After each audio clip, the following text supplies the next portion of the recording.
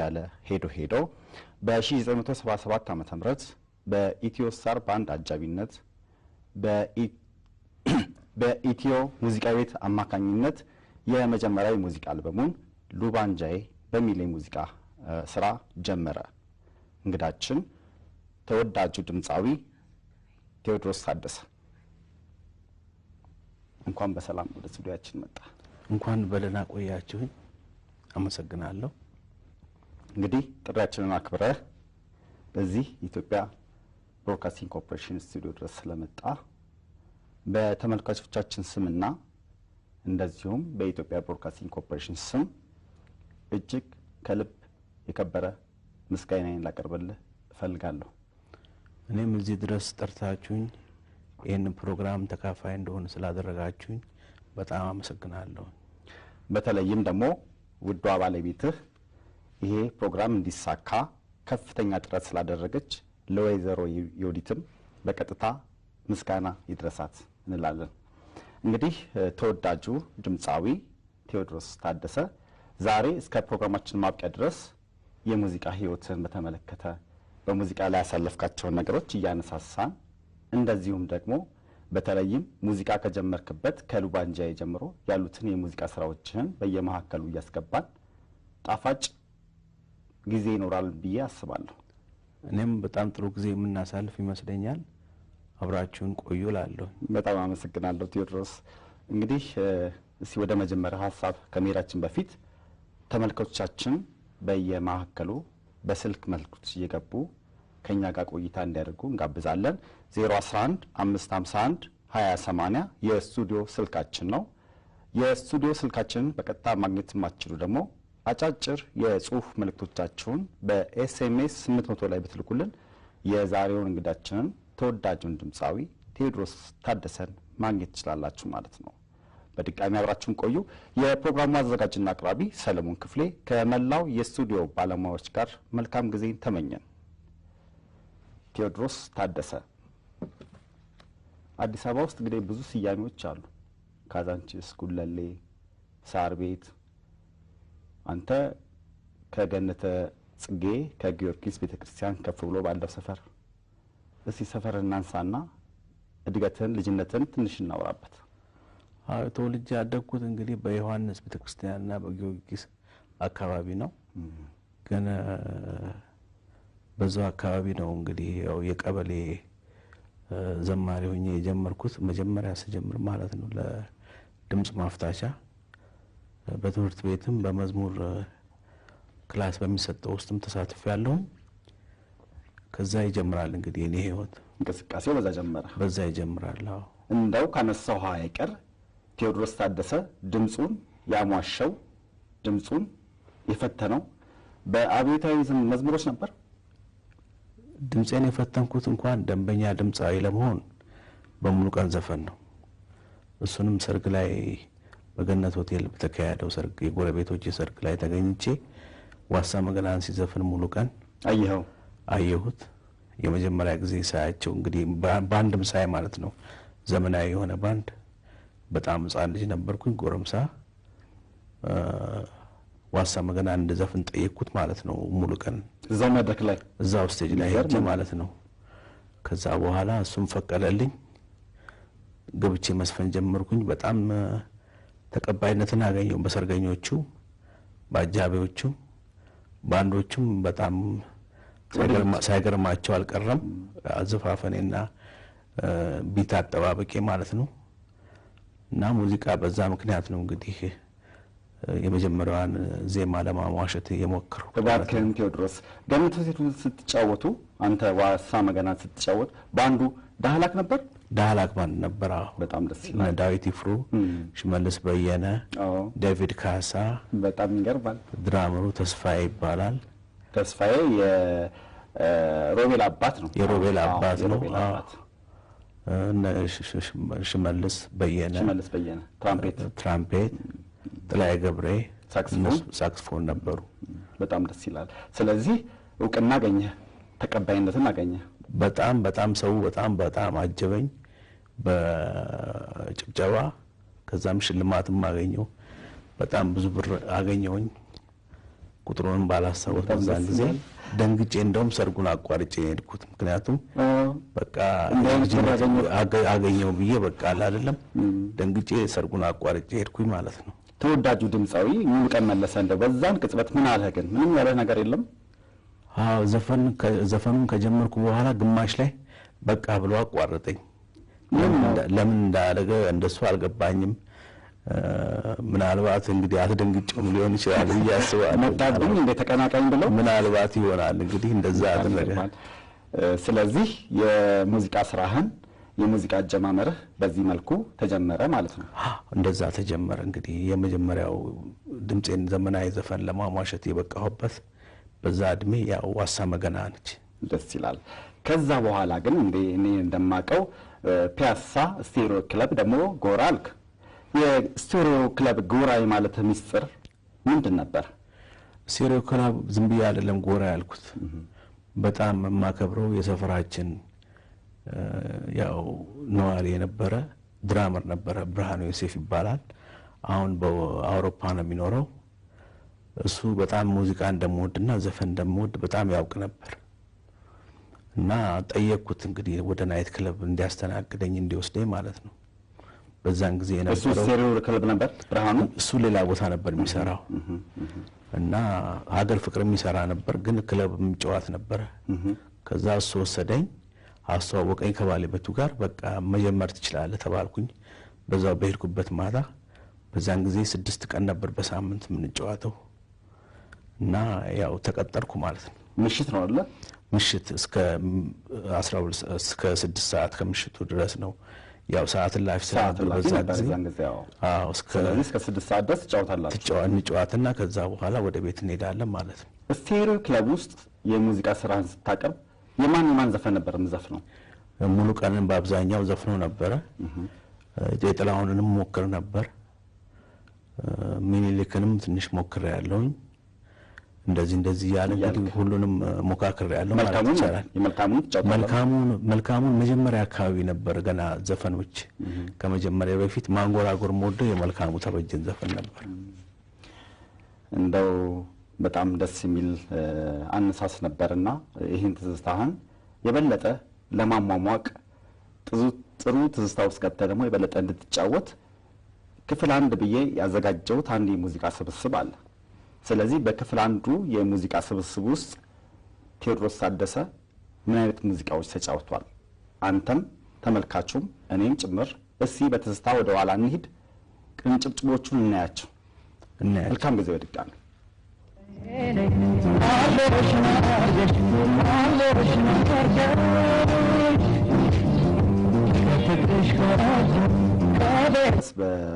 በቃ ትዝታዬ ወደ ኋላ ተመልሼ ሙዚቃዎቹን በጣም ወዳቸዋለሁ። እኔም ብቻ ሳልሆን ተመልካቹም። ቴዎድሮስ ታደሰ ምን ተሰማ? ይሄ በጣም ያው የወጣትነት ጊዜ አጫዋወቴ ነው። አሁን ደግሞ ያለኝ ድምጽ ደግሞ የተለየ ነው። በተሻሻለ መልክ እየበሰለ ያለ ድምጽ ነው። ምክንያቱም ልክ እንደ ወይን ጠጅ በቆየ ጊዜ ስራው ላይ ድምጽም እየተሻሻለ ይመጣል ማለት ነውና ይሄንን ሳየው በጣም ደስ ይለኛል። በህይወት ኖሬ በጤንነት እንደዚህ አይነት የድሮ ሙዚቃዎችን ሳያቸው በጣም ደስ ይለኛል። በጣም እውነት ነው ቴዎድሮስ። እንግዲህ የሙዚቃ ባንዶቹን እናስታውሳቸዋለን። ኢትዮሳር ባንድ አለ፣ ሮሃ ባንድ አለ፣ ካሰፉ ጋር ደግሞ ስትሰራ አሞራው ባንድ አለና ሸበሌ ባንድ ብላክ ኤንድ ዋይቱን ያየነው ዘሸበሌስ የሚባለው ባንድ ነውና እነኚህ እንግዲህ 4ቱ ባንዶች በራሳቸው የሙዚቃ አቀራረብ ሙዚቃህን አዋህደው ከዜማና ግጥም ጋር ነው የሰሩትና እኔ ለማንሳት የፈለኩት በተለይ ወደ 1977 የመጀመሪያ ስራ ለመሄድ ፈልጌ ነው። የመጀመሪያ ስራ እንግዲህ በ1977 በኢትዮ ሙዚቃ ቤት አማካኝነት በኢትዮ ስታር ባንድ አጃቢነት ሉባንጃይ ሰራ። እንዴት ነበር የሙዚቃ አጀማመርህ? ማለት ካሴቱን ለማውጣት መጀመሪያ እንግዲህ ሉባንጃ የምትለውን አይዲያ ያመጣኋት እኔ ነኝ፣ የመጀመሪያዋን አዝማቿን ማለት ነው። ከዛ በኋላ የሚቀጥለውን ዜማ ደግሞ አበበ መለሰ፣ ግጥሙን ይልማ ገብረአብ አዘጋጁት። ኢትዮ ሙዚቃ ቤት በዛን ጊዜ በኢትዮጵያ ሙዚቃ ማህበር የታገደ ሙዚቃ ቤት ነበር፣ ግን ውላችን ከሱ ጋር ነበረ እና ያሳተመው ግን በእጃዙር ነጋሪት ሙዚቃ ቤት የሚባል ድሬዳዋ እና ዘሸበሌስ ደግሞ ያው ሁለተኛ የተቋቋመው ነው እንጂ ኦሪጂናል ዘሸበሌስ ሌሎች ናቸው። እና ኤልያስ ድራመር እነ ገድብ አልፍሬድ ያለበት አይደል? ገድብ አልፍሬድ በኋላ የመጣ ነው። ሁለተኛው ዘሸበሌስ ላይ ነው። እና ከነሱ ጋር ነው እንግዲህ የመጀመሪያውን ሳዱላ የሚለውን ብላክ ኤንድ ዋይት ያየኸው የጎረምሳነት ጊዜ ነበር። ደስ ይላል። እነሱ ናቸው እንግዲህ ዘሸበሌስ ሁለተኛ ሆነው የተቋቋሙት ማለት ነው። እና ከዛ በኋላ ፎርም ተደረገ ኢትዮ ስታር ባንድ። እነሱ ከጀመሩ በኋላ ነው እኔ እንግዲህ የገባሁት ማለት ነው። እዚህ ጋር ማንሳት የፈለኩት ነገር አለ። በተለይ ኢትዮ ስታር ባንድ እነ ሙሉቀንን ነበር በጣም ሲሰራ የነበረው። በተለይ የሙዚቃ ስራ የመጨረሻ ሆኖ እነ ውሃ ወላዋይን በ1975 ዓመተ ምህረት የመጨረሻው ስራ ነበር ሙሉቀንና እንዴት አጨኸው አንተ ኢትዮ ስታር ባንድ አንተ እንዴት አጨህ? እንዴት ተገናኛችሁ? እና እንዴት የሙዚቃ ስራው ሊሰራ ቻለ? በአጋጣሚ እንግዲህ ዘፈን ከጀመርኩ ከስቴዲዮ በኋላ ሁሉም በናይት ክለብ የሚሰሩ ሙዚቃዎች አወቁኝ። ተዋወቅኩኝ ቀስ በቀስ ማለት ነውና ያው ኢትዮ ስታር ባንድ ማጨኝ ለዘፋኝነት ማለት ነው። እና በዛ ምክንያት ነው እንግዲህ ያው የባንድ አባል ልሆን የቻልኩት ማለት ነው። ደስ ይላል በጣም እንግዲህ በተለይ አሁን የምናያቸው ነገሮች አሉ። የመጀመሪያ ስራ አይን የገለጥክበት ካሴት ሉባንጃይን ነበርና ሉባንጃይ የሚጨሰው ዕጣን ነው አይደል? ሉባንጃይ ዕጣን ነው፣ የሚጨስ ዕጣን ነው። ሽታው ማዛሽ ያማረ ለማለት ነው አይደል? ሉባንጃይ ነኔ ሉባንጃይ አንቺ ነሽ ሽታዬ፣ እንደዛ ነው እንግዲህ ሐሳቡ። መነሻው ሐሳብ አዝማቿ የኔ ነች። ግጥምና ዜማው የይልማ ነው። ግጥሙ የይልማ ገብረአብ ነው። ዜማው ደግሞ ያው ሌላውን የጨረሰው ሌላውን ፓርት አበበ መለሰ ነው። ስለዚህ እዛ ካሴት ላይ ያሉት 10 ዘፈኖች ዜማዎቹ በሙሉ የአበበ መለሰ ያበበ መለሰ ደግሞ የይልማ ናቸው ማለት ነው። ዜማዎቹ ግን ያው አብዛኛዎቹ ሐሳቡም እኔም አብሬ ተካፋይ ነኝ እንጂ እሱ ብቻውን የሰራው ነገር አይደለም። ተረዳድተን የሰራነው ነገር ነው። ኢትዮ ስታር ባንድንም ሲናስባቸው እነ ቢሻን መንገሻ ተፈሪ ሽመልስ በየነ፣ ግርማ ወልደ ሚካኤል፣ ድራመር ደግሞ በዛን ጊዜ ማን ነበረ? ኤልያስ ነበረ። ኤልያስ ነው። በነገራችን ላይ ኪቦርድ አበጋዝ ከሄደ በኋላ ነው አይደል? ሳምሶን ነበር የኢትዮ ስታር ድራመር። ሳምሶን መሐመድ አረ ኪቦርድ ላይ ደግሞ ዳዊት ሰንበታ የሚባል ልጅ ነበር። ዳዊት ሰንበታ አሁን ፒያኖ ሲጫወት አይቼዋለሁ ላስት ታይም የነበርኩ ጊዜ እዚህ ሂልተን ሆቴል ይዘፍናል፣ ይጫወታል። ስለዚህ እነኚህ ሰዎች በኢትዮ ስታር ባንድ ውስጥ የነበሩ ሰዎች ናቸው። ለነሱም ክሬዲቱን ለመስጠት ብዬ ነው ለማነሳቸው የፈለኩት። ቴዎድሮስ በነገራችን ላይ አመት ቆይተህ ደግሞ ሌላ ስብስብ ይዘህ እየቆረቆረኝ እያልክ ከሮሃ አንድ ጋር ተጫወትክ። እሱን ደግሞ ሁለተኛው እድል ያገኘሁት በኤሌክትራ ሙዚቃ ቤት ነው። አሳታሚ ነበር። አሳታሚው ኤሌክትራ ሙዚቃ ቤት ነው። ዜማዎቹ በአብዛኛው ያበበ መለሰ ናቸው። ቤዚስት ግጥሞቹ የይልማ ገብረአብ ናቸው። ቤዚስት ደግሞ ደረጀ የሚባል ልጅ ነበር፣ ነፍሱን ይማረው፣ አሁን በሕይወት የለም።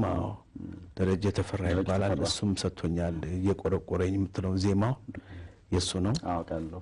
ግጥሙ የይልማ ገብረአብ ቢሆንም ማለት ነው። እና በጣም ተወዳጅ ስራ ነበር እኮ እየቆረቆረኝ። በጣም ብዙ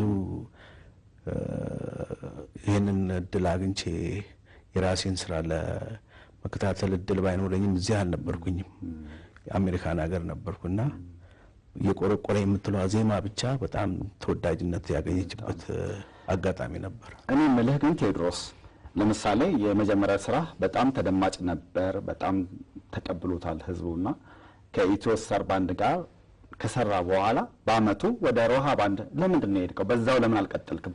ምክንያቱም እነ ፀሐይን ስናይ እነ ንዋይን ስናይ አንድ ድምጻዊ ከአንድ ባንድ ጋር ነው የሚቀጥለው። እነ አህመድ ባለንም ስናይ አንተ ግን አንድ አመት ከኢትዮ ስታር ባንድ አንድ አመት ከሮሃ ባንድ ጋር ነው የምትለው። ስለዚህ ለምንድን ነው በአመቱ ወደ ሮሃ ባንድ የሄድክበት ምክንያት? በዛን ጊዜ በእውነት ለመናገር ሮሃ ባንድ ነበረ ዶሚኔት አድርጎ የሚጫወተው የነበረው በሪኮርዲንጉ ስራ ማለት ነው። ያንን ስራዎች በብዛት የሚሰሩት ሮሃ ባንድ ናቸው። እና ሙዚቃ ቤቶችም ደግሞ ለማሳተም ከፈለክ ለመስራት ከፈለክ እንደ አርቲስትነት እነሱ በፈቀዱት እንጂ አንተ በፈቀድከው ሊሆን አይችልም። በዛን ጊዜ ማለት ነው የነበረው አስተሳሰብ እና የበላይነት ያላቸው ባለሙዚቃ ቤቶቹ ናቸውና በዛ አማካኝነት ነው እንግዲህ እባክህን ይሄን ጨዋታህን በዚሁ እንቀጥላለን። አንድ ተመልካች በስልክ እናስገባና እስቲ እናውራ። እሺ ጨዋታውን በዚህ እንቀጥላለን። እሺ ሄሎ ሄሎ ሄሎ አቤት ይሰማል? ድምጾን ከፍ ያርጉልኝ ንጌታ። ድምጾን ከፍ ያርጉት። ሄሎ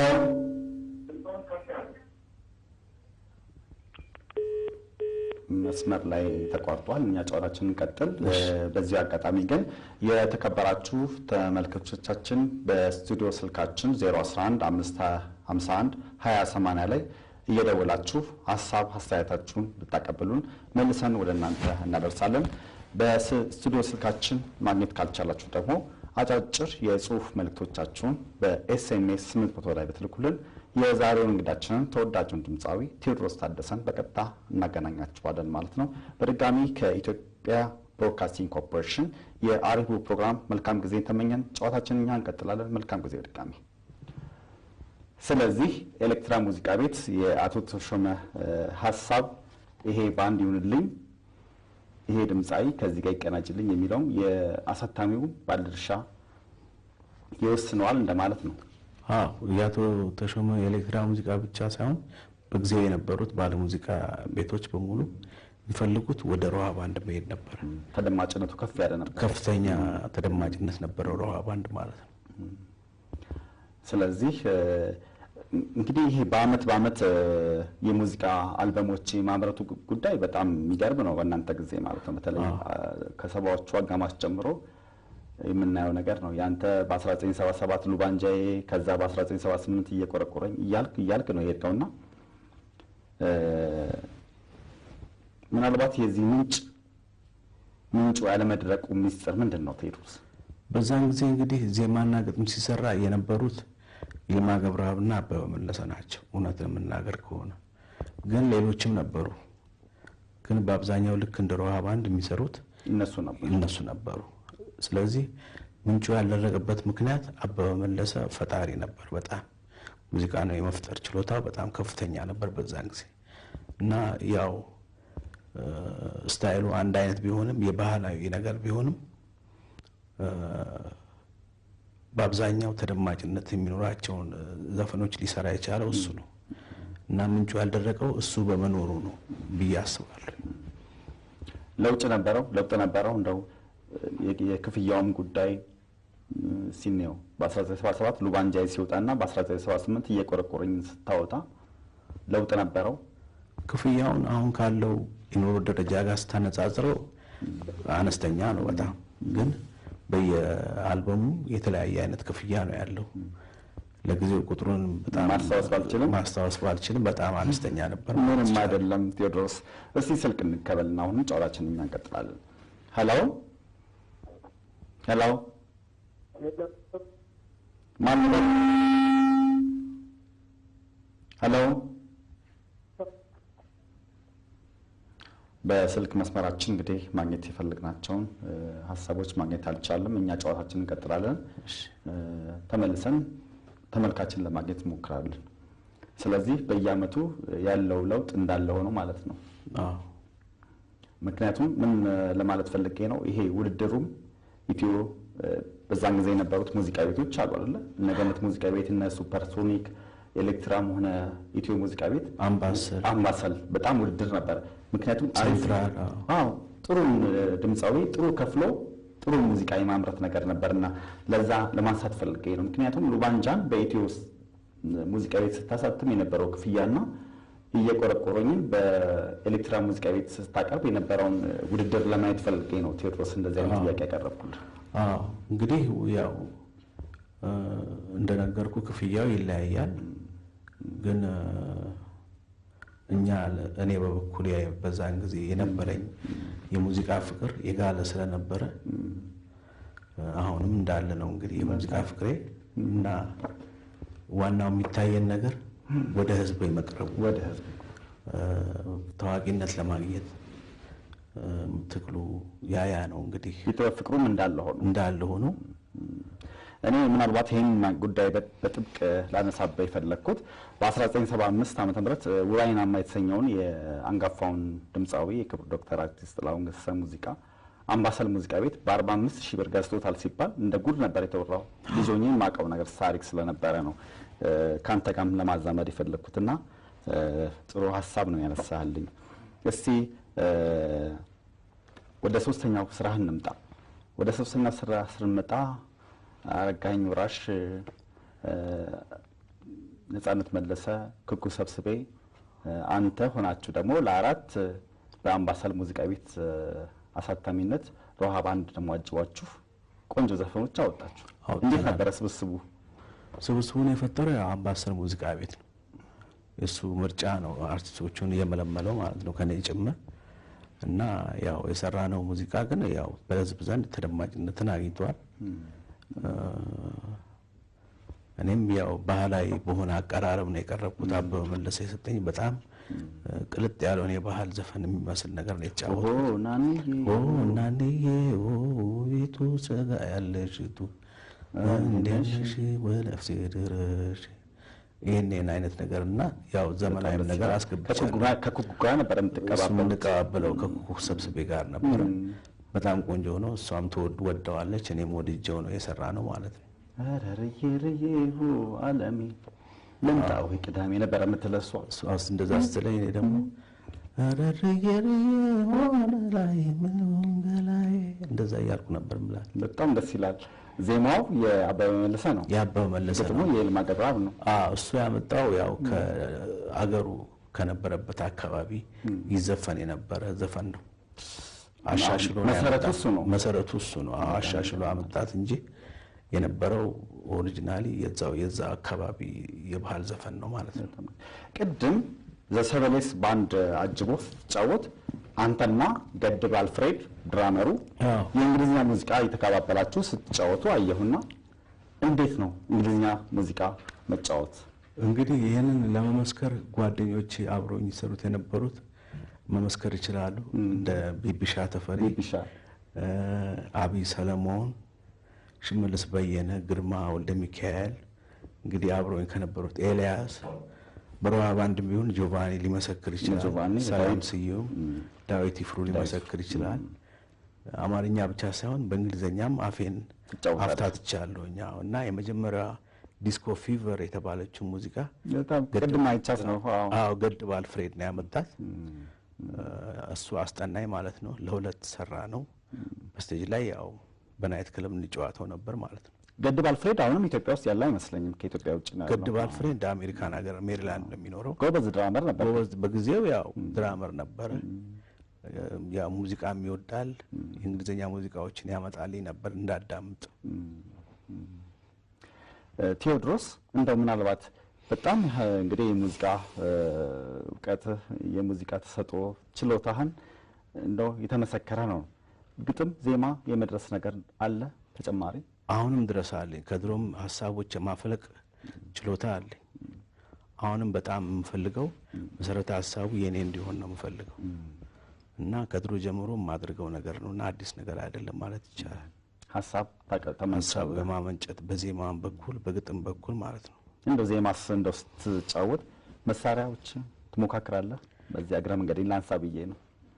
ድራምስ መጫወት በጣም ደስ ይለኛል። ትንሽ ትንሽ ነካካለሁ ድራምስ አልፎ አልፎ። ግን ያው ዜማ ለመስራት በኪቦርድ ትንሽ እየነካካሁኝ ዜማዎች መፍጠር እችላለሁ። በጣም ደስ ይላል። ቅድም ያነሳሁት ነገር አለ። በተለይ በየአመቱ የሙዚቃ አልበምህን ለአድማጩ ስታቀልብ በየአመቱ ደግሞ ባንዶችን እያፈራረክ ነው የምትሰራው። ስለዚህ እየቆረቆረኝ ደግሞ ከሰራ በኋላ በ1980 ደግሞ ምየ ኢትዮጵያን ከኢትዮስታር ባንድ ጋር ሄድከውና እንደው ይሄ የመቀያየረው ነገር ምክንያቱም ቅድም ያልከኝ ነገር ነው። ተመልሰ ደግሞ እንደ ኢትዮ ስታር ባንድ ጋር ስትመጣ እንዴ ወደ ሮሃ ሄዳን ነበር እንዴ ያው ምን አመጣህ ብለው አይቀየሙም? ትንሽ ግጭት ተፈጥሮ ነበር በዛን ጊዜ። እሺ የከረረ ጸብም ባይሆን ትንሽ አይነት ያው የኔ ውሳኔ ነው። ምክንያቱም ለምን እንደሆነ አላውቅም ኢትዮ ስታር ባንድን ወደድኳቸው ማለት ነው። በጣም ደስ ይላል። እስቲ ይህን ጨዋታ እንቀጥላለን። አንድ ሙዚቃ እንጋብዝ ለተመልካቾቻችን። ስለዚህ በመወደዳችን እያልከኝ ነበርና እሱን ተጋባዙልን እንበል። እንጋብዛቸው። ተመልሰን እንገናኛለን። ከኢትዮጵያ ቴሌቪዥን የአሪን ፕሮግራማችን አሁንም ይቀጥላል። በድጋሚ መልካም ጊዜ። ቲንክ ኮርፖሬሽን ስም አሁንም በድጋሚ ከልብ አድርጌ አመሰግናለሁ ቴዎድሮስ። እንግዲህ ጨዋታችንን እኛ እንቀጥላለን። አንድ ስልክ እንቀበልና ቅድም የጀመርነውን ጨዋታ እንቀጥላለን። ሄሎ ሄሎ። አቤት። ቴዎድሮስ ታደሰን ለመጠየቅ ነው። ማን ልበል እስቲ እንተዋወቅ መጀመሪያ ከኔ ጋር። ሀብታሙ እባላለሁ ከሐዋሳ። ሀብታሙ ከሐዋሳ። ሰላም ነው ሀብታሙ? ሰላም ነው። ሰለሞን ደህና ነህ? አለሁ። ይሄው ቴዎድሮስን ማግኘት ይቻላል። ሀሳብን ቀጥል ሀብታሙ። ቴዎድሮስ በመጀመሪያ በጣም ማደንቃት። በጣም አመሰግናለሁ። ሀሳብን ፈጠን አድርገው ሀብታሙ። እሺ ሰለሞን እና ከአዲካ ኮሚኒኬሽን ጋር ኮንሰርት ልታቀርብ ነበር። በምን ምክንያት እንዳቆምከው ብትነግረን። ሁለተኛ ደግሞ አሜሪካ እያለክ ኮንሰርት የማቅረብ ሁኔታ አልተመቻቸልህም፣ ከምን አንጻር? ሶስተኛ ደግሞ አንድ ዘፈን ብትዘፍንልኝ ደስ ይለኛል። ጥፋተኛው ገላ መስለው። አመሰግናለሁ። እናመሰግናለን ሀብታሙ። ቴዎድሮስ ምስጋናውን ተቀበል። እንግዲህ እኛ ጥያቄዎቹን ይዤልሃለሁ። አንድ ዘፈንም እንድዘፍን ጠይቆሃል። እሱን መጨረሻ ላይ እናደርገዋለን፣ ችግር የለውም። እኔ ጥያቄዎቹን ግን ይዣቸዋለሁ። ከደቂቃዎች በኋላ ሀብታሙ ምላሹን ወደ አንተ እናደርሳለን። እኛ ጨዋታችንን እንቀጥል። 011-551-2080 የስቱዲዮ ስልካችን ነው። እንደዚሁም ደግሞ አጫጭር የጽሁፍ መልእክቶቻችሁን በኤስኤምኤስ ምትቦት ላይ አድርሱልን። የእናንተን የስልክ መልእክቶች በመቀበሉ በኩል ባልደረባዬ አስፋ በቀለ የእናንተን የስልክ መልእክቶች ይቀበላል። መላው የስቱዲዮ ባለሙያዎች በትጋት እየሰሩ ነው። የፕሮግራሙ አዘጋጅና አቅራቢ ሰለሞን ክፍሌ። አሁንም በድጋሚ አብራችሁን ቆዩ ነው የምንለው። ቅድም የጀመርኩት ሀሳብ አለ። አንድ የሮሃ ባንድ፣ አንድ የኢትዮ ስታር ባንድ አረተው አላሉህም ብዬህ ነበር አንተ ሀሳብ የጀመርክልኝ። ምክንያቱም ለምን አንድ ቦታ ትሰራም የሚል ነገር አይኖርም ወይ ብዬ ነበር ሀሳብ ያነሳውልህ ቴዎድሮስ። በዛን ጊዜ የነበሩት እንግዲህ ኢትዮ ስታር፣ ዋልያስ ባንድ እና ሮሃ ባንድ ነበሩ። ዋልያስ ባንድ እንኳን ብዙም አላውቃቸውም። እነሱ ኦሪጂናሊ የነበሩት ዋልያስ ባንዶች ወደ አሜሪካን ከሄዱ በኋላ ሁለተኛው የተቋቋመው ዋልያስ ባንድ ላይ ነው እንግዲህ እኔም ወደ ሙዚቃ ዓለም የገባሁት። ከነሱ ጋር ግን የመስራት እድል አልነበረኝም። ኢትዮ ስታር እና ሮሃ ባንድ ግን ያው በአልበም መስራት ደረጃ ሁለቱም አብሮ የሚጓዙ ነበሩ። ግን አባብላጫውን እንዳልኩት ሮሃ ባንድ ነበር የሚበልጠው። ግን በአንድ ቦታ ላይ የማስታውሰው ወደ ነጁባኒ ሄድኩኝ ተመልሼ ወደ እነሱ ለመግባት ማለት ነው። ወደ እነሱ ጋር ጆይን ለማድረግ የአዜ ባንድ አባል ማለት ነው። እና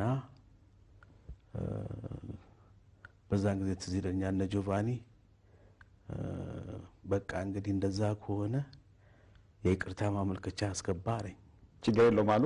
ችግር የለውም አለ። ግን ሲቀልድብኝ ነበር። እኔም ያው ትንሽ ቅሬታ አሰምቶ ነበር በጊዜው ባለዋን በንግግሩ። ግን ከዛ በኋላ ግን ያው እንደገና ተመለሼ የነሱ የባንድ አባል ለመሆን በቅቻለሁ ማለት ነው። ወደ 1981 ልምጣ። ኢሚዬ ኢትዮጵያ ያለበት አልበም እኮ በጣም እጅግ በጣም መሳጭ ስራህ ነው አይደለ? እዛ ላይ ደግሞ በጣም ምርጥ የተባሉ ዘፈኖች ናቸው ተካተቱትና ይሄ ቀደም ሲል የሚጋበዝከን በመዋደዳችን ስንቱን ችግር አየንም እዛ ውስጥ ነው ያለው።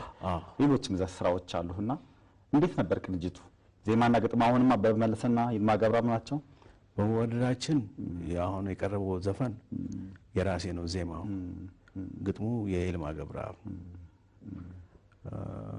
እሱ ላይ እንኳን እሱ አልበም ላይ በአብላጫውን ሀሳቦቹን ያፈለኩት እኔ ነኝ። ግን ያው ይቅርታ አበበ መለሰ ዜማ ማለት ነው። ግጥሙ የታወቀ ነው። ይልማ ገብረአብ ቅድም እኮ ቴዎድሮስ እንደው ምናልባት ረስተህ እንደሆነ እንጂ ዋልያስ ባንድ እኮ አንተ፣ ሂሩት በቀለ፣ መልካሙ ተበጀ እና ፀሐይ ዮሐንስ ለአራት በሰብለ ሙዚቃ ቤት አማካኝነት እኮ በ1980 ዓመተ ምህረት አንድ ካሴት አውጣቸዋል። እሱ እንግዲህ ረሳኸው? ረሳሁት። አሁን ሳልነግር ቀረው እንጂ ዋልያስ ባንድ ነበር የሚባሉት። ያው የዋልያስ ኦሪጂናል ሜምበሮቹ የነበሩት በዛን ጊዜ የማስታውሰው ዮሐንስ ተኮላ ትራምፔት ነበረ። ከዛ በተረፈ ማን ነበረ? የእነሱ ሳክስፎንስ ከበደ የሚባል ዴቪድ ካሳ ቲውስተር ጋር ነበር። ዴቪድ ካሳ ድራመራቸው ማን ነበረ? የዛን ጊዜ ዋልያስ ተማራ ነበር አስታውሳለሁ። ፋሲል ውሂብ አለ ቤዚስት እኮ ጥሩ ሙዚቃ ነበር የሰራላችሁ እኮ የአራታችሁን ስራ። በፍጥነት የተሰራ ነገር ነው። የዛን ጊዜ ዜማ ለመያዝ እኔ ብዙም ችግር አልነበረኝም። ጭንቅላት የልጅነትም ጭንቅላት ነው፣ ቶሎ ይቀበል ነበርና በቶሎ ሰርተን የጨረስነው አልበም ነውና እስቲ እንደው ላያይዘው አንጋፋዋ ድምጻዊት ሂሩት በቀለ ጋር አብረህ ተቀባበልክ አይደለ? በመቀባበል የዘፈናችሁ ዘፈን አለ። ዛሬም ድረስ ተወዳጅ ስራ ነው። ክሊፕ ባይኖርም የሙዚቃ ቪዲዮ ባይኖርም ኦዲዮ ዛሬም ድረስ ይደመጣል። አዎ ሂሩት በቀለ እንግዲህ ያው መቼም ታላቄ ነች በጣም በዛን ጊዜ ማለት ነው። እኔ ወጣት ነበርኩኝ በዛን ጊዜ እና ሸኪቱ ጉብል ደማሚቱ የሚለው ዘፈን ለሱ እየተቀባበልን ሰራን ማለት ነው። በፍቅረ ተይዤ ሆኜ በሽተኛ አይደለ? እሷ እንደዛ ነው የምትይሽ። ሆኜ በሽተኛ ድረስልኝ ብዬ ልኬ መላክተኛ ከዚህ በኋላ የእሷን ፓርት አላውቀውም። በጣም ደስ የሚል ስራ ነበር። ግን ይመስለኛል በዛን ወቅት ነዋይ ደበበ፣ ሀመልማል አባተ፣ ፋንትሽ በቀለና ሟቹ ስዩም ዘውዴ ሙዚቃ ካሴት አውጥተው ተደራርቧል ይመስለኛል። ብዙ እንትን አላለም። የነሱም አራት ሲንግል አውጥተው እነሱም አራቱም በዋልያስ ባንድ ነበር ያጀባቸውና ጊዜው በጣም ትዝ ይለኛል። ያም ሆነ ይህ ግን አንተ ካንጋፋዋ ድምጻዊት ከሂሩት በቀለ ጋር መዝፈንህ ስራ ተወዳጅ መሆኑ የሚገርም ነው። ግን እንደው የዛን ሰዓት ያቆራኛችሁ የመረጣችሁ ሰው ማን ነበር? የዛን ጊዜም ባለሙዚቃ ቤቶቹ ናቸው። ባለሙዚቃ ቤቱ የተኛውበት መጥቶ እንደዚህ እንድታደርግ ፈልጋለሁ እኛ ላይ ይሄን ያህል ገንዘብ እሰጥሃለሁ። በዛን ጊዜ የሚገኘው ገንዘብ ትንሽም ቢሆን ከአሁን ጋር ስናነጻጽረው በጣም ብዙ ብር ነው። ብዙ ነገር ማድረግ ይቻላል በገንዘቡ ማለት ነው። ቴዎድሮስ እንደው ላስታውስህ እዚሁ ካሴት ላይ ዋልያስ ባንድ ያጀበህ ላይ ነው እኮ ጥፋተኛው ገላ ተቀጣ ተማረ ዛሬም ጾመኛ ነው ሲያስብሽ አደረ አንቺን ማየት ከቀረ ሕይወት ምኑ ሰመረ። ያው ይሄን በጣም የሚወደው ዋልያስ ባንድ ነው ያጀበህ። ዋልያስ ባንድ ናቸው። እስቲ ስልክ እንቀበልና ጨዋታችንን እኛ ከዚሁ እንቀጥላለን። እሺ። ሄሎ አቤት። ማን ልበል? አታገናኝ እኮ ለምን አታገናኘኝ? ሄሎ። አቤት። ሰለሞን ክፍሌ። አቤት። ከለቀምት ነው የምደውለው። እንደምን ነህ? እግዚአብሔር ይመስገን። ማን እንድበል? ተካ መሐመድ እባላለሁ። ከለቀምት ነው። ተካ መሐመድ ከለቀምት። ሰላም ነው? ከለቀምት ሰላም ነው። ይሄው እንግዳችን ተወዳጁ ድምጻዊ። አይ እኔ አንተ ነህ ጠይቅና ራስህ ትጠይቅልኛለህ። እሺ፣ ሀሳቡን ያካፍሉን ይፍጠሩ። ሀሳቡን ለአንተ ልስጥህና። እሺ። የድሮውና የአሁን የሚባል አይነት ነገር የአሁን ግጥምና ዜማዎቹን እንደ ድሮ አልጣፍጥ ያለበት ምክንያት ምንድን ነው?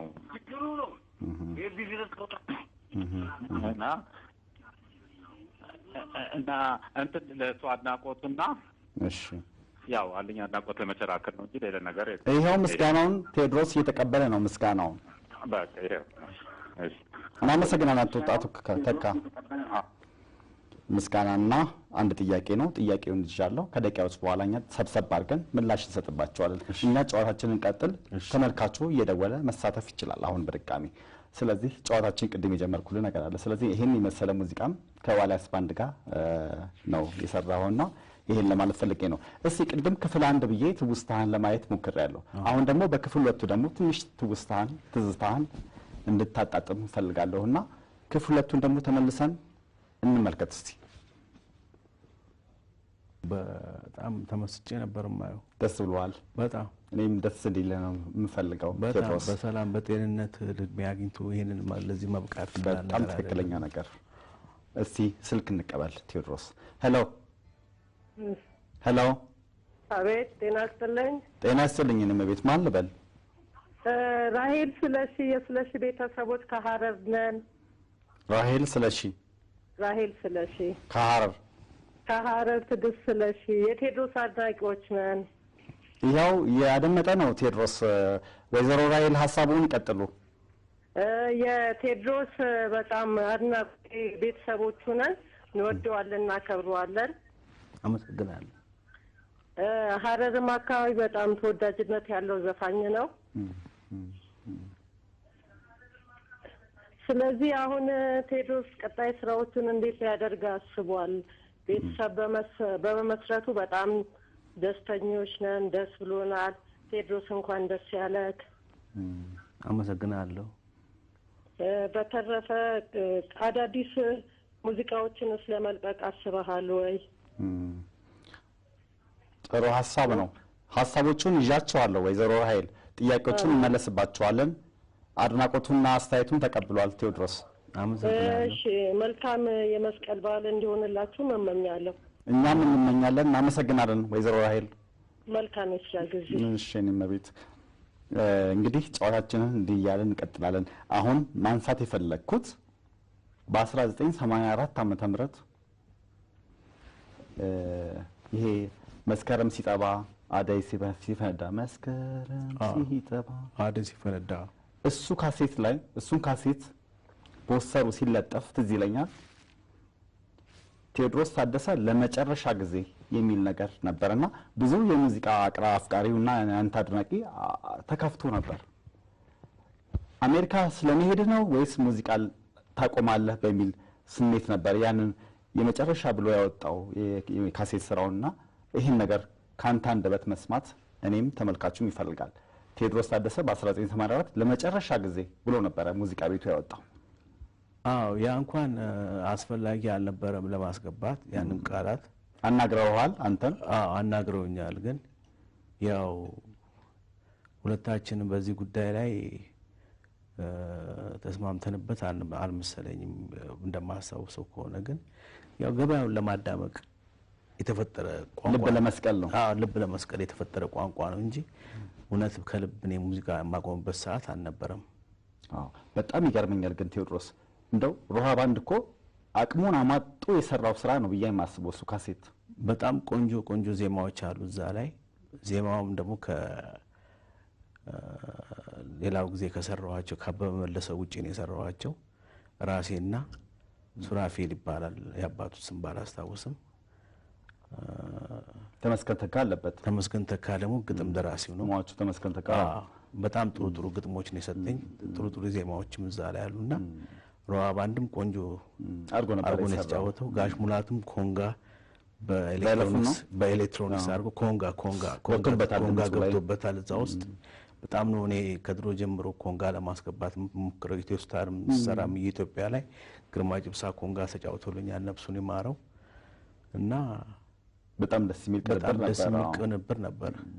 አንተ እንግዲህ ከዛ በኋላ ጓዝን ሸክፈ ደግሞ እንግዲህ የኢትዮጵያ ኑሮህን ጤና ይስጥልኝ ብለህ ጓዝን ሸክፈ ወደ አሜሪካ ገባው። ያው ሁሉ ሰው በዛን ጊዜ መውጣት ይፈልግ ነበርና እኔም ተነስቼ ወጣሁ ማለት ነው። እንግዲህ አገሬን ጥዬ ማለት ነው። እንደሄድክ ግን ተመቸህ? ያው የሚቀበሉኝ ሰዎች ተቀበሉኝ። ያው ለጊዜው በዛን ጊዜ ኑሮም ብዙ ውድም አልነበረም በአሜሪካን ሀገር። ጊዜውም ደህና ነበረ እና ተስማምቶኝ ደስ ብሎኝ ነው የኖርኩት። ሙዚቃ ነበር የምትሰራው? ከሙዚቃ ሌላ ምንም ስራ ሰርቼ አላውቅም አሜሪካን ሀገር። ምክንያቱም ከ1984 ከዚህ ከሄድክ በኋላ በኢትዮጵያ አቆጣጠር በኋላ ነው በ1989 በ5 ዓመት ቆይታ ደግሞ ባይኔ የሚለውን የሙዚቃ አልበምህን እነ አሳው ተከማችቶ የሚለውን እነ ግርማ ሞገሴ የሚለውን የሙዚቃ ስብስብህን በ1989 በ5 ዓመት ቆይታ ነው ያወጣው። ተወዳጅ ስራ ነበር እሱም በጣም ቆንጆ ስራ ነበር። ግን ያው ቆይቼ ነው ያወጣሁት። ለመስራት ቀላል ነገር አልነበረም አልበሙ ለመስራት። ተወዳጅ አልበም እኮ ነው ዛሬም ድረስ እኮ በጣም ወደድ ዘፈን ነው። ግን ለጊዜው ከህዝቡ የመቀበል ሁኔታ ጋር ቶሎ አልተደመጠም። ትንሽ አስቸጋሪ ሁኔታ ነበረ እንጂ በጣም ቆንጆ አልበም ነው። እስቲ እናንሳቸው ሰዎቹን እዚህ ውስጥ ተሳታፊ የነበሩትን። ግጥም ያው የዓለም ፀሐይ ወዳጆ ነው። ታስታውሳለህ አንተ ሁሉንም ነገር። ዜማዎቹ በአብዛኛው የኔ ናቸው ያንተ ናቸው። ግን ተካፋይ የሆኑም ሌሎች ዜማ ደራሲዎች አሉበት ማለት ነው። አበጋዝ ነው ቅንብሩን የሰራው አበጋዝ ክብሮክ ሽወታ ነው። ፋሲሉ ሂብ ቤዚስት፣ እንደገና ሄኖክ ተመስገን ቤዚስት። ምርጥ ሰዎች ናቸው። ሌሎቹ ጥላይ ገብረ የለበትም። ኒውዮርክ ሲቲ ነው የተሰራው እሱ። የበዛን ጊዜ እና አበጋዝ ከቦስተን ግራጁዌት አድርገው ከሙዚክ ኮሌጅ ወደ ኒውዮርክ የመጡበት ሰዓት ነበርና በፍታው ሰዓት ነው ያገኘኋቸውና በኃይለኛው ሰዓት ከባድ ስሜት ላይ ያሉ ነው ያገኘኋቸው። እንግዲህ ኢትዮጵያኖች ከተካፈሉበት ውስጥ ያው አበጋዝ፣ ሄኖክ እና ፋሲል ናቸው። ሌላዎቹ የውጭ ዜጎች ናቸው ማለት ነው። የሙዚቃ ቅንብር እኮ የሚገርም ነው። አበጋዝ ነው ጥሩ አድርጎ ነው ያቀናበረው። እግዚአብሔር ይስጥው፣ አመሰግነዋለሁ። ጥሩ ነው፣ በጣም ደስ ይላል። እስቲ ደግሞ ሙዚቃውን ገታ እናርግና ትንሽ ደቂቃ ደግሞ ስለ ትዳር ህይወትህ እንምጣ። ወይዘሮ ዮዲት በጣም ተወዳጅ ሴት ነች፣ በጣም ሰው አክባሪ ነች። እንዴት ተገናኛችሁ? ከዮዲት ጋር ምን ተዋወቁ? እንግዲህ በአሜሪካን ሀገር ነው እንደገባሁኝ ማለት ነው። ከ94 በኢትዮጵያኖች አቆጣጠር ማለት ነው። ባበሻ ስንት ሊሆን እንደሚችል መገመት አልችልም አሁን። ከዛ ጊዜ ጀምሮ ነው ማቃት በጓደኝነት ማለት ነው። ግን እሷ አሜሪካን ሀገር ትምህርቷን ጨርሳ ወደ ኢትዮጵያ ሙቭ ካደረገች በኋላ ብዙ አመት ከቆየች በኋላ እኔ መጣሁ ማለት ነው። ያው ላስት ታይም ስመጣ ወደዚህ ማለት ነው በ2007 ማለት ነው። የኢትዮጵያ ሚሌኒየም ማለት ነው በ2000 መጣሁ ማለት ነው። ወደ ኢትዮጵያ መጣ። የዛን ጊዜ ተገናኘን። እኔም ለጋብቻ ጠየቅኳት፣ እሷም በጣም ፈቃድ ሆኑ፣ ተጋባን። በጣም ጥሩ ሴት ነች። እድለኛ ነህ። በጣም እድለኛ። አንድ ልጅ ወለዳችሁ? አንድ ልጅ ሰጠችኝ እግዚአብሔር። ስሟ አሜን ቴዎድሮስ ትባላለች። የ4 ዓመት ተኩል ህፃን አለች። በጣም ደስ የሚል ትዳር አለን ማለት እችላለሁ። አሁን በተለይ የሙዚቃ ስራ ላይ በጣም ትልቅ እርዳታ እያደረገልችልህ ነው ባለቤትህ ወይዘሮ ዮዲት? ሲጀምር ያው ኢትዮጵያ ማኔጀር የሚባል ነገር ኤጀንት የሚባል ነገር የለም። አሜሪካን ሀገርም ስኖር ማኔጀር አልነበረኝም። አሁን ግን ሚስቴም ማኔጀሬም ስራዬን ታቀናባብርልኝና የምትረዳኝ ባለቤቴ የስራዬ መሪ ነች እያልክ ነው? የስራዬ መሪ ነች። እባክህን በዚህ አጋጣሚ እኔም ላመስግናት፣ አንተም ምስጋና ብታቀርብ ደስ ይለኛል። እኔም ወዳት ሚስቴ ዮዲት ሽብሩን በጣም አመሰግናታለሁ። በጣም ወዳታለሁ። በጣም ደስ ይላል። የዘላለም ጓደኛዬ ነች። በጣም ደስ ይላል። እግዚአብሔር ያድርግልህ ነው ምርቃቴንም። ቴዎድሮስ ደስ ብሎኛል። ምክንያቱም በህይወት ውስጥ ትልቅ አጋዥ ሰው ያስፈልጋልና ያንን አጋዥ ሰው ደግሞ አግኝተህ የተሳካ ህይወት እየመራህ ነውና እንዳድናቂ ደስታዬን ገልጽልሃለሁ በዚህ አጋጣሚ። በነገራችን ላይ ወደ ኋላ ልመልስ። አሁንም ዘማሪ ነበርክ አይደለ? ገነተ ጽጌ ቅዱስ ጊዮርጊስ ቤተክርስቲያን። ገነተ ጽጌ የሚባል የመዘምራን ግሩፕ ነበር። በትንሹ ጆይን ካረኳቸው በኋላ ወዲያው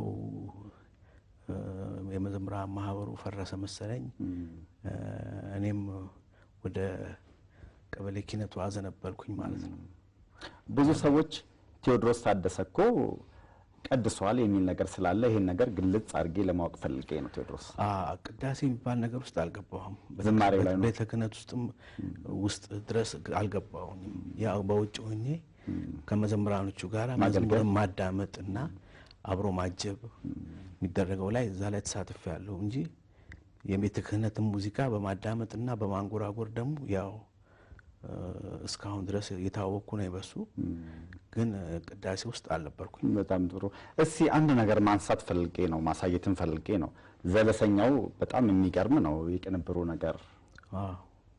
በጣም ጋሽ ሙላቱ ሌሎችም ሰዎች እነ ጌታ መሳይ አበበ በማሲንቆ የደምሴ በገና ልጅ በገናውን ይዞ እነ ፋሲል ውብም አሉበት። ፋሲል ውብ እና በጣም በሚገርም ሁኔታ ነው የተሰራው። ለምን ሙላቱ አስታጥቄ የታወቀ የጃዝ ሚውዚሻን ነው እና ጃዝንና የኢትዮጵያን ባህላዊ ኢንስትሩሜንት በማቀናጀት ያቀናበረው ሙዚቃ ነው። እኔም የዚህ ሙዚቃ ተካፋይ በመሆኔ በጣም በጣም ደስ ይለኛል። በጣም የሚገርም ስራ ነው አይደል? በጣም በጣም ደስ የሚል ስራ። ተደስታል? በጣም እኔም አመሰግናለሁ። እንግዲህ ደስ ስላለ ሙዚቃውንም ስለጋበዝከን ደግሞ እኛ እናመሰግናለን። ወደ ጨዋታችን እንለፍ እስቲ።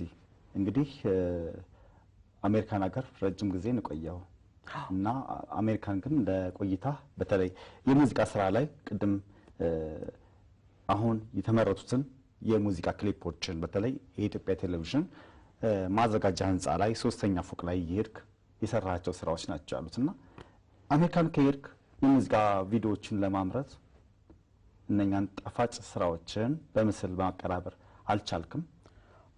ምክንያቱም ያው ኤጀንት የለንም ማናችንም ብዙዎች አርቲስቶች እዛ ምንኖር የነበረ ማኔጀር እና ገንዘብ ደግሞ ያስፈልጋል እንደዚህ አይነት ነገሮች ለመስራትና በዛ አጋጣሚ በዛ ምክንያት ሙዚቃ ቪዲዮዎችን ለመስራት አልተቻለም ማለት ነው። አንድ ተመልካችን ሀብታሙ ከሐዋሳ እንዴት ነበር ኮንሰርት አዘጋጅተሃል አሜሪካን ሀገር ነው ያለ? አሜሪካን ሀገር በኖርክበት ጊዜ ኮንሰርት ሰርተሃል? አዎ የኖርኩት እንግዲህ ሙዚቃዎችን በማቅረብ ነው ስራዬን፣ ሌላ ስራ የለኝም እና ምናልባት ሀብታሙ ምን አይነት ጥርጣሬ እንደገባው አላውቅም።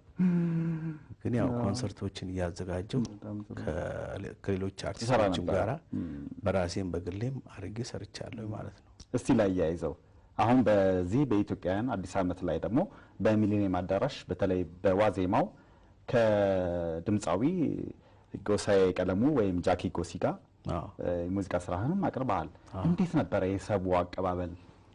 መቼም ከ5 ዓመት በኋላ ከ5 ዓመት ከምናምን በኋላ ስመጣ ህዝቡን ያገኘሁት እንደገና ሞቅ ባለ አቀባበል ነውና በጣም እንባይ የተናነቀኝ ነው ስቴጅ ላይ ወጣሁት። ግን ማልቀስ ስለማይቻል ቆጥቤ ነው ያስኳት። ውስጥ ተረበሸ? ውስጤ ግን በጣም በደስታ በቃ ተሞላ ማለት ነውና አድማጮቼን ተመልካቾቻችንን በዚህ አጋጣሚ የመጣችሁትንም በቴሌቪዥንም ወደፊት ለምታዩት ምስጋና አቀርባለሁ ማለት ነው። ደስ ይላል በጣም። ስንት ዘፈን ነበር ያቀረብከው ይዛለት? በጊዜው ላቀርብ የነበረው 16 ዘፈኖች ነበር።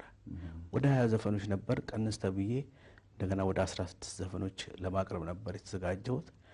በእለቱ ግን በምሽቱ ያቀረብኩት 8 ዘፈን ብቻ ነው። ሰው ይጮህ ነበር። ቴዎድሮስ ተጨማሪ ፈልገው ነበር፣ ግን የፕሮግራሙ አቀናባሪዎች በፈጠሩት አንዳንድ ቴክኒካል ፕሮብሌም አንዳንድ ችግሮች ልንሰራቸው አልቻልንም ማለት ነው። ከዚህ በኋላ እንዴት ነው ኮንሰርት የመዘጋጀት ነገር አለ ወይ ነው የተባልከው? አሁን እንግዲህ እንደጠፋሁት ላስት ታይም ለሚሊኒየም መጥቼ እንደጠፋሁት በዛው ለ5 ምናምን አመት አልጠፋም። ቶሎ እመጣለሁ። በየአመቱም በየ6 ወሩም እየመጣሁኝ ያው እዛ መሆን ስላለብኝ ልጅ ማሳደግ ስላለብኝ ማስተማር ስላለብኝ እዛ መሆን አለብኝ። ግን እየመጣሁ እዚህ ሙዚቃዎችን ለአድማጮቼ እንደማቀርብ በዚሁ ቃል ለገባ ፈልጋለሁ። ደስ ይላል። ቴዎድሮስ ተካነ መሐመድ የተባሉ አድማጫችን ተመልካቾችን ደግሞ አንድ ጥያቄ አቅርበውላል። የድሮና የአሁኑ የግጥምና የዜማ የቅንብሩን ስራ በተመለከተ አንስተዋል። ለምንድን ነው የአሁኑ እንደ ድሮ የማይጣፍጠው ነው ያሉት? ከባድ ጥያቄ ነው። በእኔ በኩል ያው የድሮዎቹ እስካሁን ለተወደዱ ነው ያሉት፣ ለዛቸው እንዳለ ነው ያለው። አዎ ግን አሁን የሚፈጠሩት አርቲስቶች የሚፈጥሯቸውን እኔ አጋጣሚውን አግኝቼ ሁሉንም ለመስማት እድል አላገኘሁም። ምክንያቱም ከጊዜ ከራሴ ስራ ጋር ስለሚሻማ ማለት ነው እንጂ ያውኖቹ በፍጥነት የሚሰሩ ናቸው። ድሮ ያው እኛ የምናውቀው ባንድ ነው። ባንድ ማለት ድራመር አለ፣ ኪቦርድ፣ ቤዝ፣ ሊድ ጊታር፣ ቤዝ ጊታር፣ ትራምፔት፣ ሳክስፎን ወይም 2 ሳክስፎን እንደዛ ነው የምናውቀው። እና አሁን የመጣው ግን አጨዋወት በሱ አይደለም። በቃ ባንድ ኪቦርድ በኮምፒውተር ይደረግና ፕሮግራም ተደርጎ ይሰራል ማለት ነው። እና ለዚህ ነው ለዛው ሊጠፋ የቻለው በሙሉ ባንድ ስለማይሰራ። በቃ ይሄ ነው ሚስጥሩ። ጥሩ። ቤተሰብ መሰረትን በጣም እንደወደዱት ወይዘሮ ራሄል ገልጸዋል። እንደው ቀጣይ ስራ ጠይቀዋል። ቀጣይ ስራ ካለ ያዘጋጀው በአልበም ደረጃም ሊሆን ይችላል። ቀጣይ ስራ ምንድነው ነው ያሉት? እንግዲህ እግዚአብሔር እድሜና ጤናውን እስከሰጠ ድረስ ሌላ የምሰራው ነገር አይኖረኝም። ሙዚቃዬን ነው የምሰራው። በየሰዓቱ እየጠበቅኩኝ እንግዲህ ሰዓቱ በፈቀደ መጠን ነው ማለት ነው። ምክንያቱም የፈጠራ ሰዓት ይፈልጋል፣ ጊዜ ይፈልጋልና የፈጠራ ችሎታዬ ደግሞ እስካልሞተ ድረስ ሙዚቃዎችን አዳዲስ ሙዚቃዎችን እያቀረብኩኝ ወደፊት ለመቀጠል ነው እንግዲህ እድሜና ጤናው እስካለ ድረስ ማለት ነው። ሼክ መሐመድ አላሙዲን 2000 ላይ ስትመጣ ለሚሊኒየም እንደ ንጉስ ነበር የተቀበሉ። ነገሩ ይገባሃል። ተጨማሪ ሽልማት ነበር ቴዎድሮስ? በዛን ጊዜ እንግዲህ ያው የኢትዮጵያ ቴሌቪዥን በጣም ማመሰግነው ድርጅት ነበር። በጣም ጥሩ አቀባበል ነው የተደረገልኝ። በቴሌቪዥን ታይቷል። ያው ያረፍኩት ሸራተን ነው በሼክ መሐመድ አላሙዲ አማካኝነት። እሳቸውንም በአሁኑ እንደገና በጊዜ አጋጣሚ ላመሰግናቸው እወዳለሁ። ጥሩ አቀባበል ነበረ። ህዝቡም ደግሞ የነበረው በኤርፖርት የነበረው አቀባበል በጣም ከልብ የመነጨ ነው። ማናቸውም ኢትዮጵያውያን የተባለው አርቲስቶች ከውጭ ሀገር ሲመጡ እንደዚህ አይነት አቀባበል ተደርጎላቸው የሚታወቅ አይመስለኝም። አሁን በድጋሚ የሀገሬን ህዝብ የአዲስ አበባ ከተማ ነዋሪን በሙሉ የኢትዮጵያን ህዝብ በጣም አመሰግናለሁ። ያው ምስጋናው ይተላለፋል። እኛም እናመሰግናለን ቴዎድሮስ።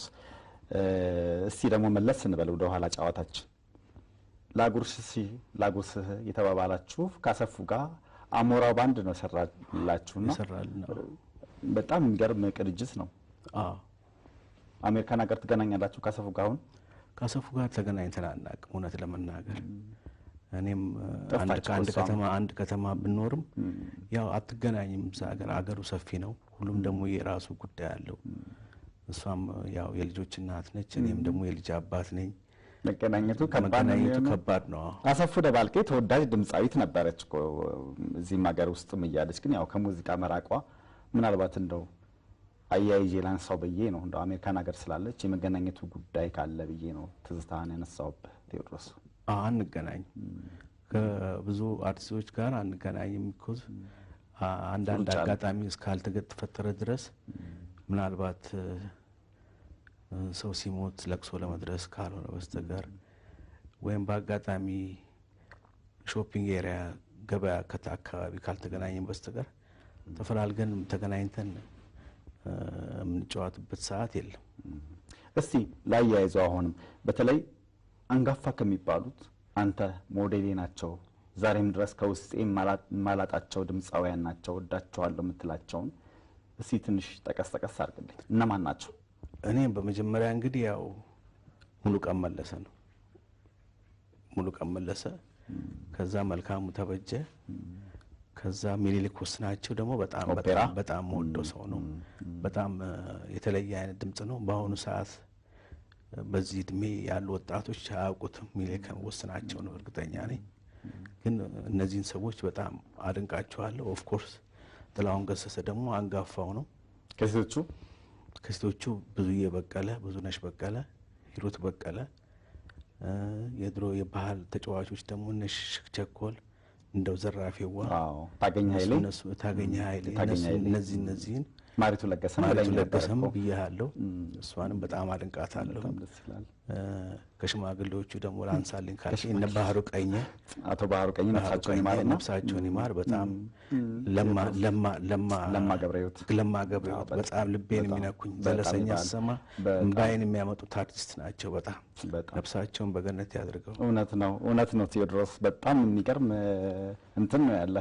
ስለ ወጣቶቹም ትንሽ እንዳለን አንድ ስልክ እንቀበልና ምክንያቱም እንዳይቀየሙ አዳዲስም ከወጡት ማበረታታት አለብንና እስቲ ስልክ እንቀበል። ሄሎ አሎ አቤት ቴዲዬን ለማግኘት ነበር። ማን ለበለኝ ቤት ሚሚ ወይ ጽጎይኒ ከኮምቦልቻ። እሺ አገኘው ይኸው ይቻላል። ሚሚ ቴዲዬ yes እንዴት ዋልሽ? በጣም በቃ ማደንቀው ዘፋኝ አንደኛ ቴድሮስ ታደሰ በጣም ነው የምወድ ቴዲዬ። በቃ ቃላት የለኝም፣ የምገልጽበት ምንም አይነት ቃላት የለኝም። ምን እንደምልህ አላውቅም፣ ቃላት የለኝም ቴዲዬ። በጣም በቃ እንዴት ብዬ ልግለጽልህ? በጣም ነው የምወድ ቴዲዬ። በጣም አመሰግናለሁ እመቤቴ። በጣም እወድሃለሁ። መድኃኔዓለም እድሜህን ያርዝምልኝ፣ ቤተሰቦችህን ይባርክልኝ። አሜን። በቃ እግዚአብሔር ሁልጊዜ ይስጥልኝ። ደስታህን ነው የምፈልገው ቴዲዬ። በጣም እወድሃለሁ። በቃ ቃላት የለኝም። ቴንክ ዩ በጣም አመሰግናለሁ። እግዚአብሔር ይባርክሽ አንቺንም። አሜን የኔ ጌታ። በቃ አድናቂ ነኝ። ሚሚ ወይ ጽጎይን ይባላለሁ። ኮምቦልቻ ነኝ ያለሁት። በቅርብ ካለ ኮንሰርት መጥቼ አይሃለሁ። ክፍለ ሀገር ወሎ ነኝ ያለሁት። ሲመጣ ትሰሚያለሽ፣ ኮንሰርት መጥተሽ ታያለሽ። ቴዲዬ እወድሃለሁ። እኔም እወድሻለሁ በጣም። እግዚአብሔር ይባርክሽ።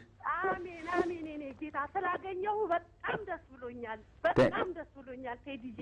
ቴንክ ዩ ሚሚ እናመሰግናለን። እኛም በጣም ደስታዋ ደስ ብሏታል። በጣም ደስ ብሏታል። ምስጋና እያቀረበችለው አድናቆቷን እያቀረበች ነው። ቅድም ያነሳሁት ነገር ስላልነው ስለ ወጣቶቹ ሳነሳለ በተለይ አይድል የሚባል አለ አይደለ? የሙዚቃ ውድድር ኢትዮጵያን አይድል። አዎ፣ እዛ ላይ ብዙዎቹ ወንዶች ያንተን ዜማዎች ነው የሚጫወቱት፣ ያንተን ሙዚቃ ነው የሚጫወቱት። የሚገርመኝ ነገር ነውና ለዛ ነው ላነሳ የፈለኩትና አዳዲስ ከሚወጡት ሰዎች እንደው የምታደንቃቸው ወይም ይሄ አያያዙ ጥሩ ነው፣ ጥሩ ትልቅ ድምጻዊ ሊወጣው ይችላል የምትላቸው ካሉ እግረ መንገዴን ድል ልስጥህ ቴዎድሮስ። ኢትዮጵያን አይድል እድል ለማግኘት እድሉን በጣም ጠባብ ነው። ቢኮዝ እዛ የምኖረው እዛ አሜሪካን ሀገር ስለምኖር በኢትዮጵያ ቲቪ ተላለፍ ነበር። አሁን ግን ቆመዋል እና እድል አላገኘውም ብዙ ለማዳመጥ። ግን ለምን እንደሆነ እኔ ራሴ ሊገባኝ አይችልም። ለምን የኔን ዘፈን መርጠው እንደሚዘፍኑ አይገባኝም ራሴ። እና ግን በጣም የተለየ አይነት ስሜት ልብ ውስጥ ያድራል። እነዚህ ወጣቶች የኔን ዘፈን መርጠው በመስፈናቸው እውነቴን ነው የምልህ በጣም የተለየ አይነት ስሜት ነው ያለኝ። አዎ እነሱ እንዳለ ሆነው ግን ምናልባት እንደው ነገር አላጥብቅብህና ስራቸውን እየሰሩ ካሉ ወጣት ድምጻውያን ነበር ያልኩት። ይሄም እንዳለ ሆኖ አሁን የምትሰማቸው አዳዲስ ድምጻውያን አሉ ወጣቶች። እነሱን ለማንሳት ፈልጌ ነው። ምናልባት ስለነሱ የምትለኝ ነገር ካለ አንተ እንግዲህ ከትልልቆቹ ዱካ የተከተል ከነሙሉ ቀን ከነመልካሙ ግር ተከትለ ነው የተካውና ከናንተም ስለ ያሉትን ድምጻውያን እንታነሳልኝ ስለፈለኩ ነው። ምናልባት የሚያጨናነቀ ከሆነ ግን ምንም የሚያጨናነቀ ነገር የለም። ያው እኔ ከአሜሪካን ሀገር ከሄድኩ በኋላ በአንደኛነት የፈለቀው ቴዲ አፍሮ ነው። ምንም የሚያጠራጥር ጉዳይ የለውም። ከዛ ደግሞ ሁለተኛ ጎሳዬ ተስፋዬ፣ ከዛ ሌሎችም አሉ ብዙ አርቲስቶችም አሉ። አዎ እነ ማዲንጎ አፈወርቅ በጣም አድንቀዋለሁ። ሌሎችም ስማቸውን አሁን መጥራት ባይቻልም ብዙ ዘፋኞች ተፈጥረዋል። ግን ሁሉም እንደ ችሎታቸው አድንቃቸዋለሁ ማለት ነው። በጣም ጥሩ። ይሄ ማንሳት ስለፈለኩ ነው ቴዎድሮስ። ምናልባት ጥያቄን ጠበቅ ያደረኩበት አመሰግናለሁ። ስለዚህ እንግዲህ አሁን የኢትዮጵያ ቆይታ ትንሽ ጊዜ ይመስለኛል ለመሄድ የተዘጋጀህ ነው ያለው። ስለዚህ ትሄዳለህ። የመጣህበትን እቅድ አሳካሁ ብለህ ታስባለህ? አዎ የመጣሁት ኢትዮጵያና ሚድል ኢስት አካባቢ ለመስራት ነበር። ውል ውስጥ ለመግባት የተደረገው ንግግር ግን ኢትዮጵያ አዲስ አበባ ብቻ ሳይሆን ጠቅላይ ግዛቱ ክፍለ ሀገሮችን በሙሉ የሚያጠቃልል ነበር። እሱ ባለመሆኑ ትንሽ ቅር ተሰኝቻለሁ ሌላም ቦታ ለመሄዴ። ግን አሁን በሁለተኛ ደረጃ በሚቀጥለው ሰዓት ደግሞ ከትንሽ ጊዜያት በኋላ ተመልሼ ያው ኢትዮጵያ ደግሞ አዲስ አበባ ብቻ ሳይሆን በሌሎችም ክፍለ ሀገራት እየዞርኩኝ ሙዚቃዎችን ለማቅረብ ተዘጋጅቼ እመጣለሁ የሚል ተስፋ አለኝ። እማማና አባባ አሉ? አባቴም አርፈዋል ቆይተዋል። አባቴም ካረፉ እናቴም ካረፉ ቆይተዋል። ግን ያው ወንድሞች እህቶች አሉ። ስንተኛ ልጅ ነህ የቤተሰቡ? እኔ የቤተሰቡ ሁለተኛ ልጅ ነኝ። ኃላፊነት ነበረብህ ማለት ነው? አዎ ድሮ ያው ኢትዮጵያ ያለውኝ ካሴት በምሰራው በማገኛት ገንዘብ ቤተሰቦችንም አግዛቸው ነበር ማለት ነው።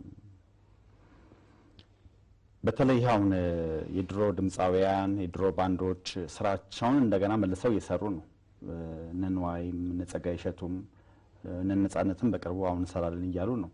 አንተም የድሮ ስራዎችህን መልሰህ ሰርተሃል። ለመቀጠል ሀሳብ አለ? የቀሩትንም ዘፈኖች እንደገና መስራት እፈልጋለሁኝ። ተጨማሪ አዳዲስ ዘፈኖችንም ጨምሬ ደግሞ ልክ ላስት ይር እንዳደረኩት ባለፈው አመት እንዳደረኩት 22 የሆኑ ዘፈኖችን ለማቅረብ ደግሞ ወደ ዝግጅት ውስጥ ነው ያለሁት አሁን። በጣም ደስ ይላል። ስለዚህ ቀጣይነት አለው ማለት ነው። የመጀመሪያውን ድሮ የሰራዋቸውን ዘፈኖች እንደገና ደግሞ ሌሎቹ ያልተሰሩትን ደግሞ ለመስራት ማለት ነው። የዚህ ቅንብሩ ነገር አገር ውስጥ የማቀናበሩ ነገር አቅጦ ይመስለኛል። ህንድ ሀገርም የሚሄዱ ነገር ነበር አይደል? እሱ የተፈጠረው ያው እዚህ በነበርኩበት ሰዓት ከአሜሪካን ሀገር መጥቼ ለመስራት ሞክሬያለሁ ከነበሩት አሬንጀሮች ጋራ። ግን የጊዜና ያለመመቻቸት ጊዜ ስለነበረ እኔ ደግሞ መቆየት አልቻልኩም። ስራዬን ሳልሰራ ቁጭ ብዬ ሰዓቴን ማጥፋት ስላልፈለኩኝ ያው የህንድ ሀገር አጋጣሚ ተገጣጠመልኝ ማለት ነው። በህንድ አምባሳደር በኩል እዛ ሄጄ ለመስራት ተገድጃለሁ ማለት ነው። በጣም ደስ ይላል። እኔ ያንተን ስራዎች በሙሉ እጄ ላይ አሉ። አንተ አለ ስራዎችህ ሪከርድ ታደርጋለህ፣ ታስቀምጣለህ? የተወሰኑት አሉ። ግን ቀደም ካየኋቸው ቴሌቪዥን ላይ ካየኋቸው ዘፈኖች ለምሳሌ እነ በመላበሰብ እነሱ አሉኝ። ሳዱላይ በካሴት ነው አይደል? በካሴት ስለሆነ ነው። አሁን የት እንዳሉ በርግጥ አላስታውስም እንጂ አለብኝ። ግን የትም አይጠፉም። ምጥቼ የማገኛቸው ነገሮች ናቸው ሀገር የተመልሽ እስከመጣሁ ድረስ ማለት ነው። እንግዲህ ጊዜያችን እየተገባደደ ነው። ብዙ ነገር ብንጫወት ብናነሳ ደስ ይለኛል። አክብረን ስለመጣህ ግን እናከብራለን፣ እንወዳሃለን። እንደው ማመስገን ማስተላለፍ እፈልጋለሁ። ፕሮግራሙ ከማብቃቱ በፊት ሰለሞን የምትለው ነገር ካለ እድል ልስጥህ ቴዎድሮስ። እንግዲህ እኔ ማስተላለፍ የምፈልገው ከኔ እድሜ በታች ላሉ ወጣቶች በትምህርታቸው ላይ እንዲቆዩ፣ እንዲበረቱ ካደንዛዥ ነገሮች እንዲታቀቡ። ትክክል ቴዎድሮስ። የወደፊት ኑሯቸው በትምህርት ላይ የተመሰኮዘ ትምህርት ደግሞ 12ኛ ክፍል ወይም ዲግሪ መያዝ ብቻ ሳይሆን ትምህርት የማያልቅ ነገር እንደሆነ ፈረንጆቹ እንደሚሉት learning never ends ይላሉና ትክክል። በጣም እውነት በጭንቅላታቸው እንዲያስቀምጡ ለወጣት ወንድሞቼ ማስተላለፍ ፈልጋለሁ። ለእናቶች አባቶች፣ ለወንድሞቼ፣ ለሁሉም መልካም አዲስ አመት ይሁንላችሁ። መልካም የመስቀል በዓል። አሜን። አመሰግናለሁ ቴዎድሮስ። እጅግ በጣም ከልብ በመነጨ ምስጋና ነው የማቀርብልህ። ደስ ነው ያለኝ በጣም እጅግ በጣም ታንክ ዩ። በጣም አመሰግናለሁ። እምዬ ኢትዮጵያ የሚገርም ግጥም ነው። እምዬ ኢትዮጵያ ይመርልሽ ሰብሉ አውድማው ጎተራው ይሁንልሽ ሙሉ በቸር ውሎ ይደር ጋራው ሸንተረርሽ ወንዛ ወንዝሽ ሁሉ። ዜማና ግጥሙን እናስታውሰው እስቲ። ማን ነው ደራሲው? ግጥሙን የሰራው ይልማ ገብራ፣ ዜማው ያበበ መለሰ ነው። ያው ቅንብሩ በኢትዮ ስታር ባንድ ነው። ስለዚህ ቅድም አንድ አድማጭ ተመልካች እኮ ጥያቄ ጠይቀዋል። አንድ ዘፈን ዝፈንልኝ ብሏል። ምናልባት የምትዘፍንም ከሆነ እድል እንስጥ፣ አለዛም ደግሞ አልችልም የምትል ከሆነ ምናልባት ይጠብቃልና ተመልካቹ በምን እንለፈው? እኔ ያለ ሙዚቃ መሳሪያ ትንሽ ለማንጎራጎር እችላለሁ፣ ግን አሁን ትንሽ ያለው በዘፈኑ እንውጣለን። በዚህ ወይም ይመርልሽ ሰቡ በሚለው በሱ አንተ እንድታቀርብላቸው በጣም ለነሱ ግብዣ ይሁንልኝ ማለት ነው። የተወደዳችሁ ተመልካቾቻችን የዛሬው የአሪቡ ፕሮግራማችን ተወዳጁ ዝነኛው ድምፃዊ ቴዎድሮስ ታደሰ ነበረ ቆይታ ያደረገው። እንግዲህ ሳምንት ደግሞ ሌላ እንግዳ ይዘን ዳግም እስከምንገናኝ ድረስ የዕለቱ የፕሮግራሙ አዘጋጅና አቅራቢ ሰለሞን ክፍሌ ከመላው የስቱዲዮ ባለሙያዎች ጋር ደህና ቆዩን እያለን የምንሰናበተው ቴዎድሮስ ታደሰ ከኢትዮ ስታር ባንድ ጋር በመሆን ግጥም ይልማ ገብረአብ፣ ዜማ አበበ መለሰ፣ እምዬ ኢትዮጵያን በመጋበዝ ይሆናል። ግን ትንሽ ነገር ከዚህ እንወረውርና ከዛ በሙዚቃ ይታጀባል። እምዬ ኢትዮጵያ የመረደሽ አሁን